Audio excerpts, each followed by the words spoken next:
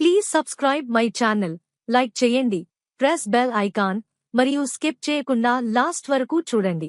విజయనగర రాజ్యంలో రాజయ్య అనే వ్యక్తి నివసించేవాడు. అతన్ని పట్టణ ప్రజలందరూ దుర్మార్గంగా మరియు శపించబడిన వ్యక్తిగా భావించేవారు. ఉదయాన్నే అతన్ని మొదటిసారి ఎవరైనా చూస్తే వారు రోజంతా శపించబడతారని, రోజంతా వారు ఏమీ తినలేరని వారు నమ్మేవారు. ఈ కథ రాజుగారి చెవుల వరకు కూడా చేరింది. అసలు నిజం ఏంటో తెలుసుకోవటానికి రాజయ్యను తన రాజభవనానికి ఆహ్వానించాడు.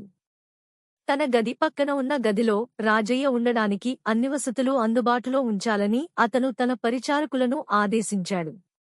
మరుసటి రోజు ఉదయం రాజు ఎవరినీ కలవకుండా మొదట అతని ముఖాన్ని చూడటానికి రాజయ్య గదికి వెళ్లాడు. మధ్యాహ్నం రాజు భోజనానికి కూర్చున్నాడు. కాని తన ప్లేట్లో ఒక ఈగ కూర్చుని ఉన్నందున ఏమీ తినలేకపోయాడు. తనకోసం మళ్లీ భోజనం సిద్ధం చేయమని కుక్ను ఆదేశించాడు. సమయానికి భోజనం తయారు చేయబడింది. కృష్ణదేవరాయకు ఇక తినాలని అనిపించలేదు. అతను ఏమీ తినలేదు కాబట్టి అతను తన పనిపై దృష్టి పెట్టలేకపోయాడు. ప్రజలు చెప్పినదంతా నిజమని రాజుగారు గ్రహించారు. ఆ విధంగా అతను రాజయ్య వంటి మనిషి జీవించకూడదని నిర్ణయించుకున్నాడు మరియు అతనిని ఉరి తీయమని తన సైనికులను ఆదేశించాడు. సైనికులు అతన్ని ఉరి తీయడానికి ఇష్టపడలేదు. కాని వారు తమ రాజు ఆజ్ఞ ప్రకారం రాజయ్యని ఉరి తీయడానికి వెళ్లారు. తన భర్త శిక్ష గురించి తెలుసుకున్న తరువాత రాజయ్య భార్య తెనాలి రామకృష్ణ సహాయం కోరింది. చాలాదు ఖంతో కన్నేళ్లతో ఆమె తెనాలి రామన్కి అన్నీ చెప్పి తన భర్తని ఎలాగైనా కాపాడమని కోరింది.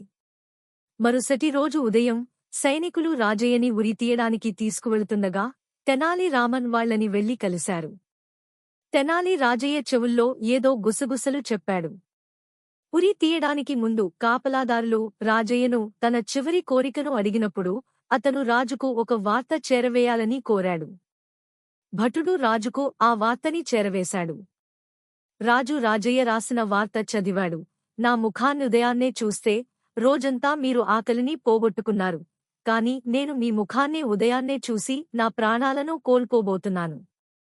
కాబట్టి ఇప్పుడు చెప్పండి, ఎవరు ఎక్కువ శపించబడ్డారు, నేనా లేదా రాజు అయిన మీరా?